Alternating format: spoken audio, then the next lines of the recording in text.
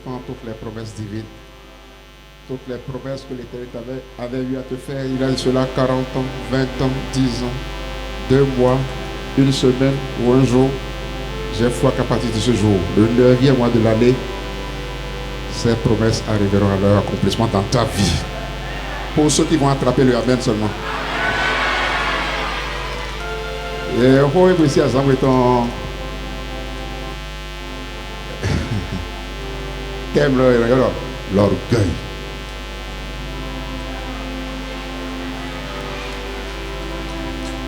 Bien-aimé dans le Seigneur, Nadia, Naïmea, oui, mais attends.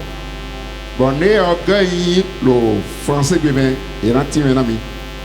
Les îles, bien, pour Mina, mais pour l'anti, menami. Pour que tous les enfants de Dieu, y compris moi-même, nous puissions être au même degré de compréhension du terme. Aider un orgueil en français. Ingrid.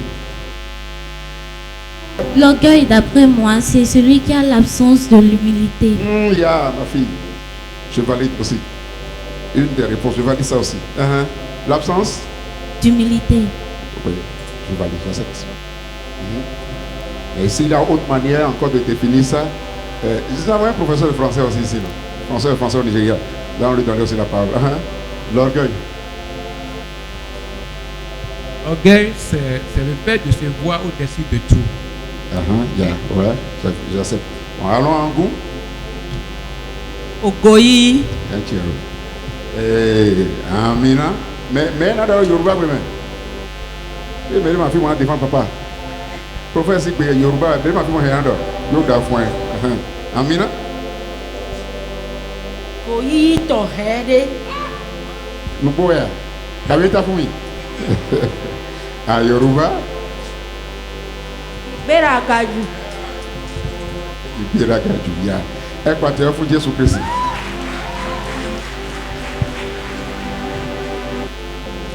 Et elle est à l'endroit où Gigo, on a bien présenté. Et sur le lycée, on l'aime. Bon, mais on a commencé. Bon, mais on nous bien, mais non, moi, il y a. Mais non, tout le monde. Ou alors, mais on s'en va. Et non, il y a un logo, nous, mien. Gégé, mais non. Mais non, merci, mais Roumainien, blanc, aussi. Gégé, mais non. Mais non, merci, mais les gagnants, blanc, aussi. Nous voyons. Mais les gars, blanc, mais Roumain, blanc, avant, mais non, Goyi, le président, mais c'est balé, donc, mais les gars, balé, donc, mais ça qui vit, mais balé, et là, donc, mais le Goyi, le président, mais mais souvent, le Christ, mais d'autres, il y a un rôle, mais on de tuer, son c'est à dire, c'est à ton quoi. Et il y a quoi, on a préparé un rôle, au cours de rôle, vite, au Goyi. Goyi, pourquoi Goyi? On va pour caca, et à fond, on va être aidant. Nous, et donnant le Mayon de tout le monde. Boya me la sonne de Philippe. Boya n'y a souhait à son loquet. Boya qui a me tourné à son loquet. Car Boya me le point à son loquet. Oye, on a lancé, on est là où on a me loco. On est ma pomme loco, on l'invoque, on a bien me lancé présent. Sous soumettant, mais non, tout on l'invoque et Goyi, et il y a le gonois. Mais sous soumettant, il s'est mis, mais non, mais le Goyi, et là, nous après on a su. Mais sous soumettant, même moi, tout, point à sur le Goyi, point nous le Goyi, croisez le Goyi, mais non, bien, après, point de bien, mais non, vous ouvrez, qui renverse ce genre de maison. C'est-à-dire, point de m'idée, pour asseoir le Goyi, pour m'en lever, point de m'idée, pour nous le Goyi, pour m'en lever, point de m'idée, pour filer le Goyi, point de donner le Goyi, mais là, nous bien, après, mais là, nous bien, mais non, c'est moment, c'est quoi, il nous dit. Mais là, nous bien, et là, tu vois, t'as un des boudons, t'as un des mêlés le boudon, Goyi, le boudon. Somme 145, verset 17 à 18, il va go. Somme 145, verset 17 à 18.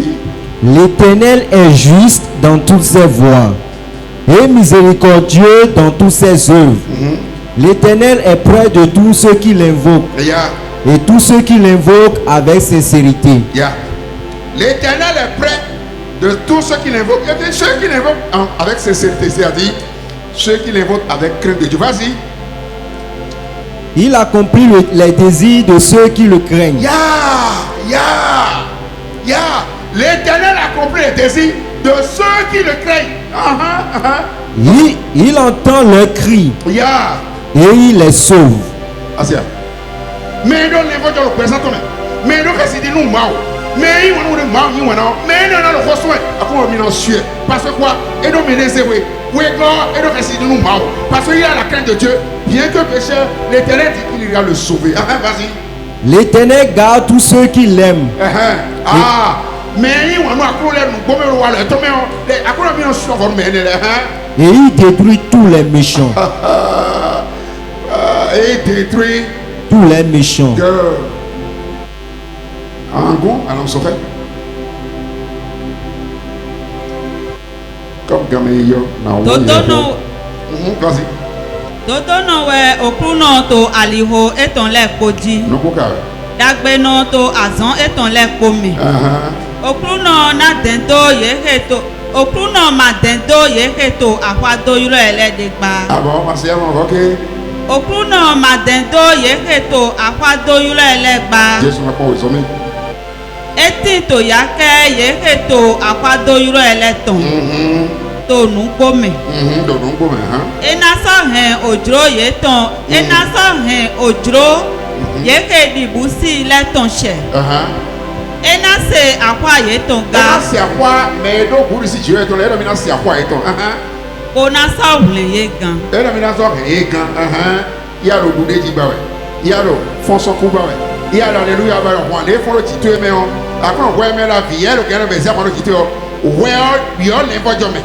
Bio arrête n'est pas jamais. Oui, nous, minatos mon ancioi. Minas c'est quoi bon anaï. Victoire, hein, zombie. Zek présente le maculon. Font le yuleve. À la con ancien, t'es comme c'est tout mao. Gagne à l'automne c'est le mao. Et n'absio. Nous est barré en anaï. Esi li, esi ya, à mon anaï.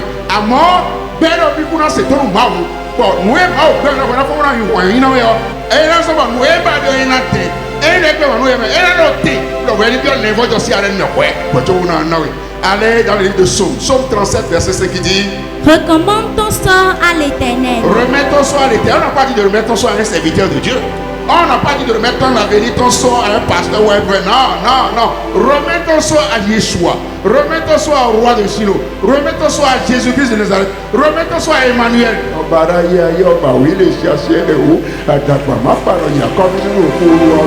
Kábíyèsí ọ̀fúnlẹ̀ tí ò ṣe pé ọba tó jáde kò ní tó tán kò ní ọba wí bẹ́ẹ̀ jẹ́ bẹ́ẹ̀ aládé mímú aláṣọ mímú ní bàtà mímọ́ ọba tí ń tilẹ̀kùn tẹ́nikẹ́ni ò sí ọba tí ń ṣílẹ̀kùn tẹ́nikẹ́ni ò sí kábíyèsí o go. Mets en lui ta confiance Mais en lui ta confiance, ne mets pas ta confiance sur un prophète. et il agira. C'est une erreur, c'est de la surdité. C'est un péché même de mettre ta foi sur l'être humain. Tu mets ta foi sur le prophète pour moi. Un pécheur comme toi.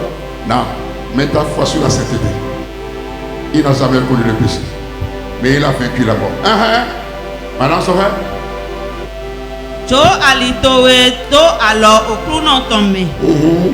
Do tu do egoga. Ewo na so basi. Et on a pas passé. Mais son, mais on le Christ. Il y a un et là, l'orgueil. Oui. Orgueil. Et le pétale est bas. Orgueil. Hot, il y a qui quand. Orgueil. Et le foyer est bas. Orgueil. Et là, le gros nous met guégué. Bon, hot, on a le pot. À ce pas si qu'on a le pot. À ce qu'à tout le candidat, nous aimons et pour nous. Miti à Simito. Parce que le Bible est tombé, le Bible Jésus tombé. Et la Bible est tombé là. Sous nous, il y a des gens qui ont et si Dieu te n'a pas et si c'est des voyants ah nous bien n'a que Bible est tête besoin alors mais nous voyons ou alors les aller même ma face d'humilité et l'ensemble nous aimons pas au derrière mais on a sur ya ouais mais ils sont pour une père de foyer pour attirer cité d'égoïsme présentement d'égoïsme à ce que présentement pour gagner attirer cité ne rien tité peut moi citer oh je suis désolé quelqu'un m'a sauvé nous est ma blé les ma bloa ouais je dois être depuis 1 an depuis 2 ans moi il y a un son il y a un grand il y a un docteur il y a un docteur il y a un prophète il y a un pasteur vous déployer le gars ouais même tout le doigt dans depuis un mois c'est un passé et puis missionnaire frère François pasteur Bara l'Éternel me dit de prêcher sur l'orgueil tais-toi tout nettoyer, mais boya mener là, il m'a dit, il y a l'homme de même. Alors, il y a le prophète, il y a un pasteur. Wa gouverner wa ole yana inana order mawo wena no yonde alo fle anja e do ala jaj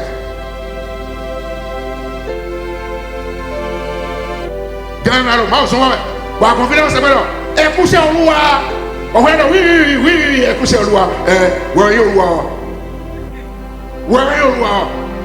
gana ina mo we mawo so belo e kuse oluwa no oluwa lo kuse re o na se wo wena no amoko mawo mais quand même là écoutez moi voilà merci Léon bébé tu as sonné l'heure de ta chute ara ko yara bele yon gegede novi gegede o game lo hodo ya yelo keme yelo ndo do edele ya o fo e vele ede o novi le frère o tabe yon le fo e me o na do no stick beria e ma lo pa ko de klo fo aye te ku ma go eja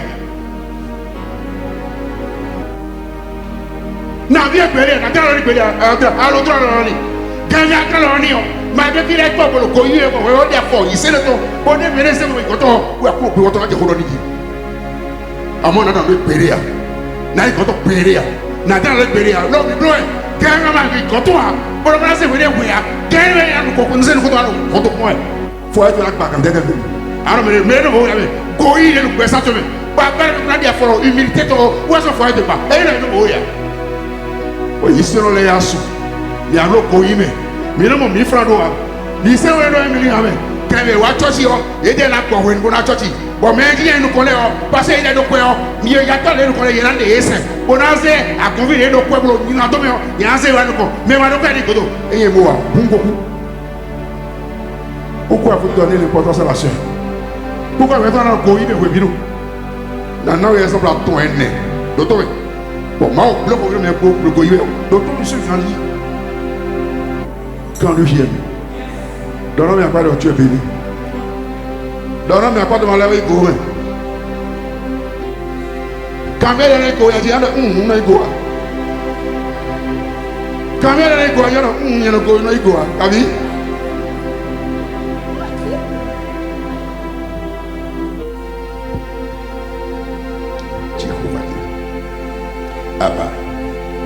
Abba. Proverbe 11, verset 4. Il dit Proverbe 11, verset 4. Au jour de la colère, la richesse ne sert à rien, mais la justice dérive de la mort. Maintenant, son frère. Adokun madu alede to azan omegble tongbe. Chigba toto we no plan ome eton legan. Yeah. Yeah, wo comme mi ma ya obesisi na wen. Na pe na ala mo to yire. Na ye exemple. Wo to le exemple ye wo ton. Job we lo kwe me. Prophète Job. Wo lo banu je me.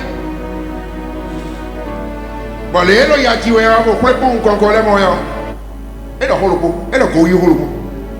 Era goyi holopo na kle mi forme wenne nwe ten we wa mais na ye ne ko do ye ho on a un exemple prédication qu'on a soutenu et donc il dit Job 39 33 verset 9 qui dit je suis pur. Je suis pur. Il a donné le goïto et là je suis pur. Je suis sans péché. Et moi il peut y avoir de roi. Mais il peut pour permettre de dire c'est dans le hier et que pas mais avec catégorie mais là malou catégorie la droite tout là yo do me dit mais que yo do me dit et si nous na wele to amen et si nous amen kabi kan me asito da nuo ko aswo ya so wo nyina do me bo ko yo na da du amen nya e na do asito ya ita ba afon sa me wo me wa do be a cuisine ba se chance ba je ko bi chani go ire.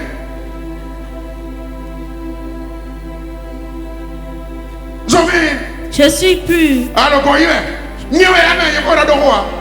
c'est le beau. C'est oui. C'est à toi. Ouais, ouais. À tes horaires. Ben, tu as honte. Oui, oui. Alors, tu veux pas dire. Oh, Dieu. Tu les gars, ouais, c'est quoi ton yas? Azekoi. Et le son, mais, et le nom, et la gourmet. N'a même dit, zombie, micro, ma fille. Je suis nette. Il n'y a point en moi d'iniquité. Je suis net, clean de. D'être le job clean là, il y a dans nos pambés. Zombie, Il n'y a point en moi d'iniquité. Ça vous a dit, le jugement dernier qui est réservé à Dieu là. Non, lui n'est pas concerné. Lui, c'est déjà jugé. Il a dit, lui, Job là, il n'a point d'iniquité en lui. C'est l'orgueil. Je suis pur. C'est à Dieu de le dire, c'est pas à lui de le dire. Je suis sans péché. Qu'est-ce qu'il le prouve? Il est parti lire le livre de vie là-bas.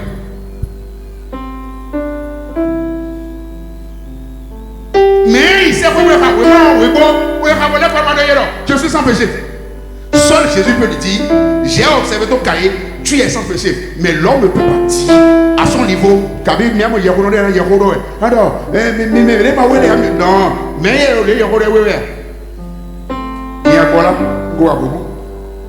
j'ai été séduit, j'ai des dragons. Bon, d'abord, on va balancer les mots. Yonwe, ndehoko. Eya, ngoi, c'est quoi, les deux maus sont vilains. Ils n'ont pas moyen. On a dit, moi, dans le dialogue. Et moi, je suis sans péché. Non, c'est faux. Garde l'humilité. Mais les mots, les filles, c'est vrai, oui. Pour le reste, nous, maus. Gagne pour l'égoïsme, présente-le. Gagne la l'humilité. Bon, l'égoïsme, présente-le. Moi, on a un point. Bon, on a un autre, les one way là. Et là, on se loue, Mais il est mort que l'Éternel a vu de saint, sans péché. Mais lui, il s'est proclamé, lui, il a dit. C'est quand Dieu parlait à Satan, ça, dans Jean verset 1, chapitre 1, verset 6. Mais lui s'est dit, je me suis proclamé saint. C'est faux.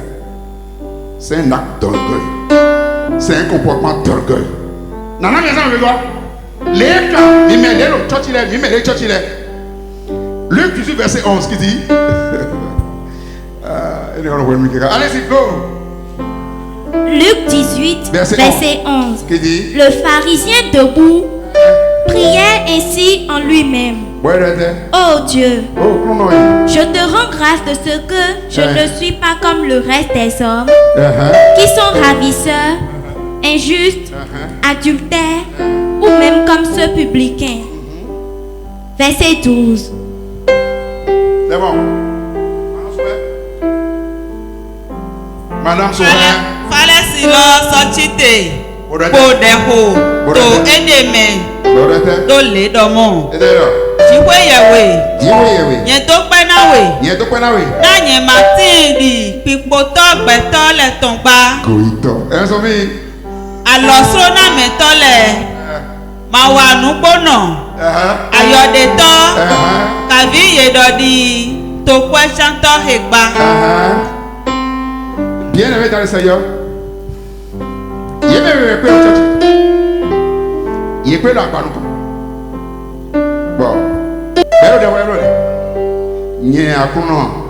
Aro komi ver. Nye nana mara woche kipe. Ndi me la kwatele ya. Ndi me la kwatele o free ya. Ye na lo agale. Bona jojewe. Bona mawe. Degbe atonwo akwa anu pampo de to gbo wa yi. Degbe atonwo church yo anu pampo gbo wa yi. Eye me wa me. Ero nye amono nye we ayi. No na mana o eye na do ma o no na mana o. Die ya do ma o. Ndi me la kwati ya me do to mi. O wa ko do re. Nye pepo mi do halo ko me a. Isi yan ti na paton. Ama fo pa le do a. Afo pa me se bo we. 200 francs we no sa. Amo le ndo ayi. Chigan ya amo muto amo toto a. Nyina do no. De a ko pe le gbele po 0 zodo mi me ya je. De ko yi so ko to. Yi se no le go yi o. Ma o fi le go yi na yi ko pere a. Je ne peux pas manger avec lui. Je ne peux pas traiter avec lui. Tu es qui? Mais oui, pour nous, il y a un peu de mon gars. Ma ou les khaya pour nous, il y a un média au souga. Ara pour yara bilio. Mais nous sommes un peu foyer sur le problème de faire le koyi tout. Kabi sur on a le koyi, kabi on a le koyi. Et n'a pas demandé pardon nous mia. Et pas donné la donné le péria. Bien sûr, n'a pas venu pour péria. Mire quoi. Gagne même tu as dit le koyi bien foyer mais le foyer va se renverser par Dieu. Par Dieu. Ya par Dieu. Par Dieu. Dieu. Oui, par Dieu. Même pas par Satan, même pas par les autres. C'est Dieu qui va renverser ton foyer. Pourquoi le Canada est les bons y bio. Il y a un mis talent pour aller. Il y a une batterie. Eh, on a cherché quoi? Naïa. Mais regarde moi oui. Gagne ouais yo. Bagbe o ba o na se awuyan le ti awuyan le ti ko hallelujah. Nyen no jiyan gaji. Nyen no ye ho. Nyen no blo le ma pe ya ka la ve me la ve we. En tout cas, il est mot. Et bien, on dit, Kabisi Seigneur, n'a pas 10 heures. Voilà, 10 heures. Comment tu es complet? Le poste de étoile rouge. Bon, 10 heures. Il y a le prophète Ouah. Il a noté. Mais il n'a pas dormi. Pourquoi? Il est prophète. Moi aussi, Garo. Bon, il a un prophète Ouah. Goïve. Gagne même mon bleu. Pour le honneur n'a pas de temps. Il y a Garo. Et là, il s'est aidé les autres. Ou gamma, oui, le ministère va chuter. Il y a 10 heures. 10 heures au milieu, si c'est. Mais on n'est pas prophète. Pourquoi on n'est pas prophète? Prophète, il m'a oublié. Alors, pour Rabbi, alors, il y a un camp de présente. Il y a un camp de tabac. Et là, voilà, tu l'as, il y a un tonneau. Il va dire, non, tu te justifies. Ouais, seulement, il est. Ici, nous avons prié. Ici, bien nous prier. Jaoui. Quand même, ma décoration présente au mien. Nous n'avons pleuré. Baron. Les gens qui ont regardé. Où mais on a iso. Alors pour y aller vidéo. Midi à la fin, il y a l'homme. Et il y a le toiti pas mais. Bon, nous attaquons nous. Bon, on va gâteau il y a dans et ouais. Tigan, à ma voix. À mon lien dans toi. Ainsi, il n'y a pas. Miro cadre le poids, mais la loi. Nous voyons. Adje. Miro cadre le poids, mais vous êtes des mortels.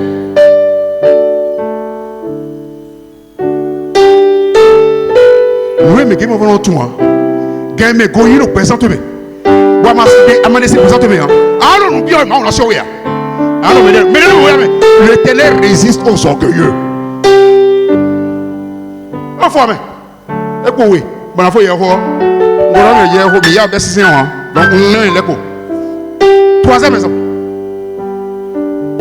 Il y a un soleil, il y a un chantre, il y a un batteur, il y a un prophète. Et il y a un zaï, ma bleu était droit, il y a un câble instrument là. Il m'a dit, ici, blondé, oui, de Chloé. C'est le jour que tu commences à faire ça là que tu commences à tomber. Hey, il y a de quoi? Bazin est en 200 000 le mètre. Mais il y a 200 francs. Assez de romper bois. Mais il y a le Tommy. Parce que tu te dis que tu as de l'argent là. Et que tu es orgueilleux. Écoute ce que Dieu dit de toi. Parce que tu dis, je me suis enrichi et je n'ai besoin de rien. Ya. Et parce que tu ne sais pas que tu es malheureux. L'Éternel dit, toi qui es orgueilleux là. Bon, mon ami, de moto, ici, tiens quoi, et quoi, il y a où gagner des d'automobiles. L'Éternel dit, l'Éternel dit, si tu le dis là, tu es malheureux. Zombie, tu es misérable. Ya, toi, stop there. Toi qui te dis riche là, Dieu dit, mais en réalité, tu es pauvre. Alors, mon quoi, alors, quoi, bon, on a assuré la paix. Mais c'est guéri. Alors, quoi, bon, quand même, à quoi, même à c'est quoi, il y a un couteau, il y a un bateau de devant. Vous voyez, mais il y a un oui. Ouais, sorry. Ouais, donc, ouais, donc, titre. J'ai un ministre, ouais, un docteur, j'ai un député. 6 mètres, ouais. Mais dit, ouais. L'Éternel dit, c'est pas pour là qu'il dit. L'Éternel dit, ouais, mais donc, quoi, parler. Car il y a donc quoi, sous. Bon, le coïle. L'Éternel dit en réalité, tu es misérable, tu es malheureux et tu es un pauvre.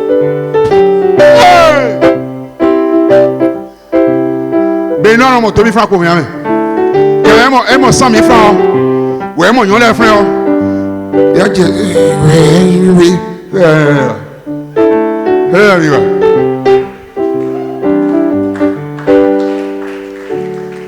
mi wa. Ouais, mais tu as surtout yo. Kabi a surtout tu es ma wa ya. Dia fo bojo dole.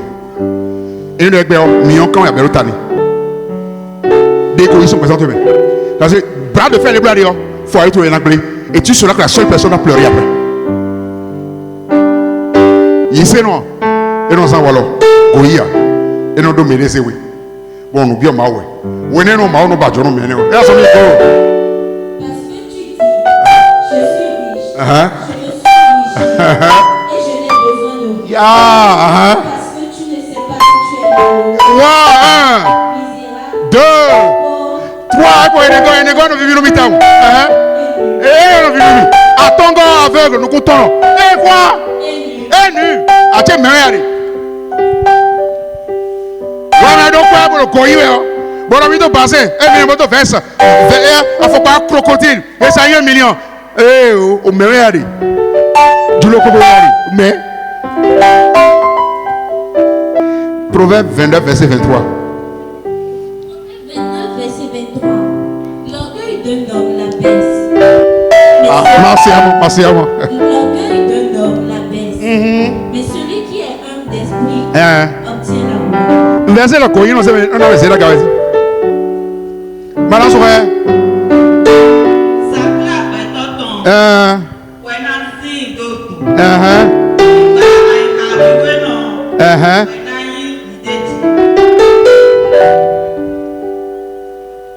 Amon, il y a mon togan.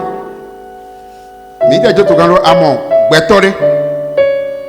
Bon, où est le document, où est le titre, où est un directeur, où est un grand refilé. Bon, Goyi qui a besoin d'un bossien. De Tommy. Il peut aller dans la mais moi encore. Financez mes offres. Proverbe 29, verset 23. Non, exemple. Avec mes filles. Bon, non, au dernier exemple, Proverbe 29, verset 23. L'orgueil d'un homme le conduit à l'humiliation. Mais celui qui est humble d'esprit obtient la gloire. Merci. Madame Souvert. Ça clappe, tonton. Ouais, Nancy, d'autres.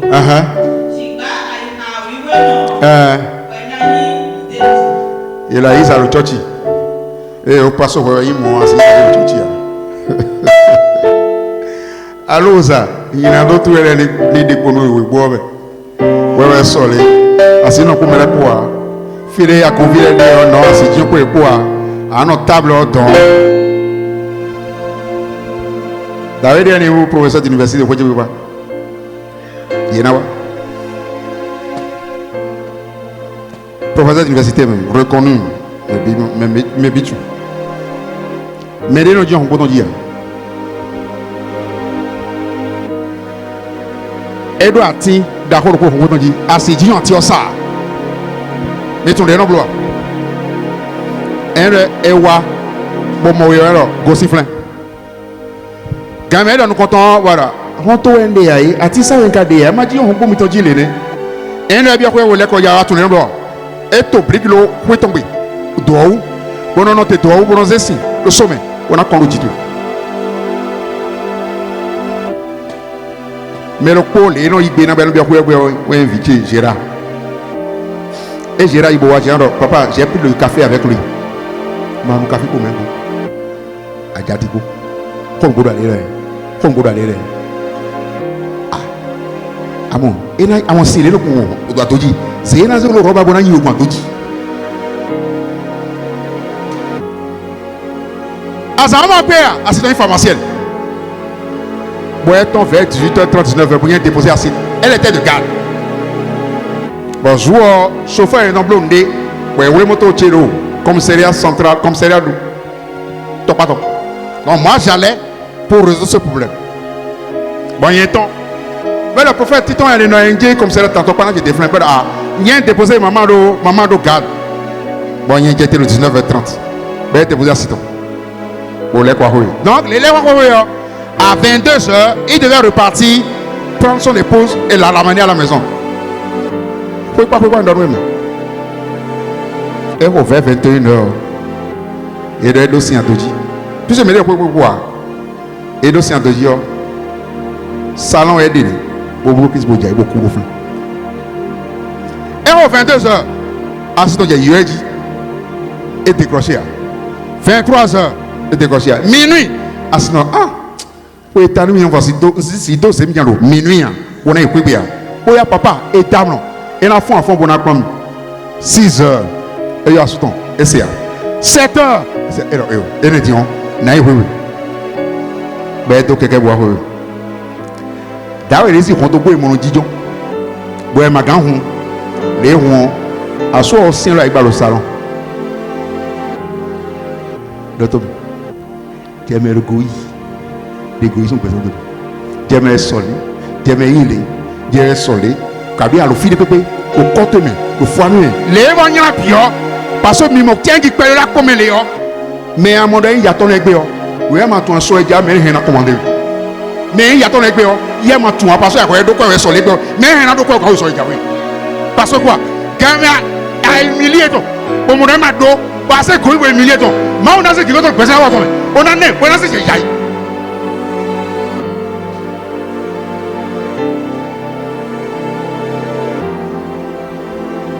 Dans les dieux vivent lui-même, il y a autre chose. Dawela, à Hosoué, Dahoé, à Hosou Dahoé. Dawela.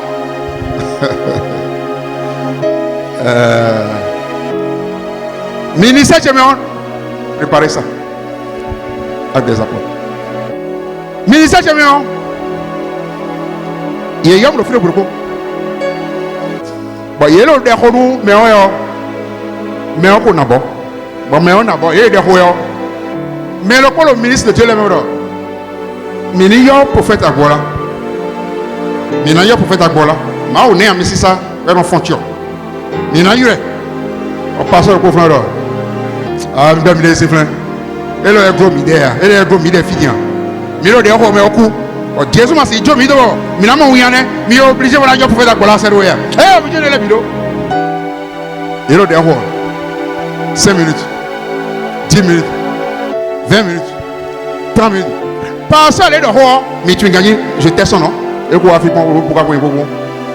Et là, nous sommes dominés, et le bateau coup, comme il le déroule. Mais en temps, moi je suis témoin.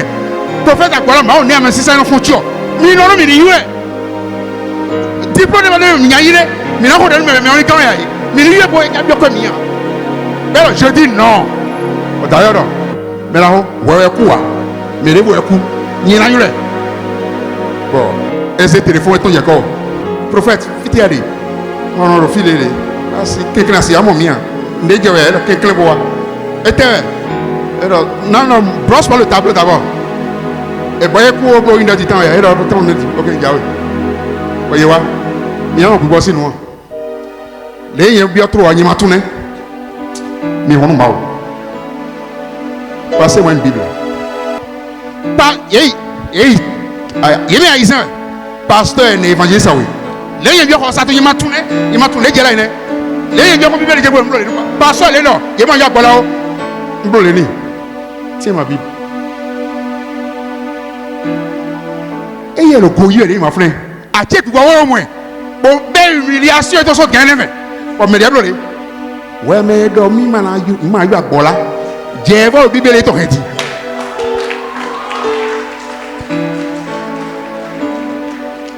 J'ai joué. Maintenant,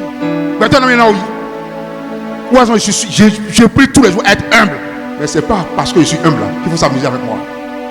Faites très attention. Au point, les gars, on doit minenter, ouais. Minenter. Ouais, tu es là, au dehors. Bible donne, mais là, maman, tu as le roi, ça fait. Et là, miya maman, ouais. Et là, donne, mi me les filles, mi au dehors. Maman, donne.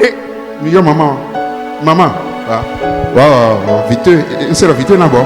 Et là, il y a de mon nom, et de mon nom.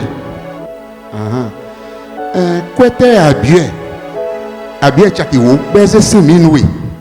Bon, 5 000 et mi ko go, ce même na go nous na. Bon, mi yana bena ouais. Bon, de maman doa. Bon, akaze betu mais aze réunion mo jeweton. Mettez-le oui bien. Quoi, c'est ton web, on a un ami. Bon, on a tourné en bloc. Zalo Otani, Don Jodo. Et tout libre Winga. Non, Zalo Otani. Non, ouais, bien. Non, maman. Il y en a pour Denis. Et l'enfant. Moi, on a pour gagner Wato. Alors, les gens Otani, cool, les demi, ils ont demain. Avant, on a pour gagner Wato. Autant les blancs, notre guide. Nous, écoute, nous t'en agbe. Un an, il y a mis ça. Emmanuel, faut agbe fi. Loi sur ton mais, à chef vite ton mais, à chef beau ton go. Et le béga y est.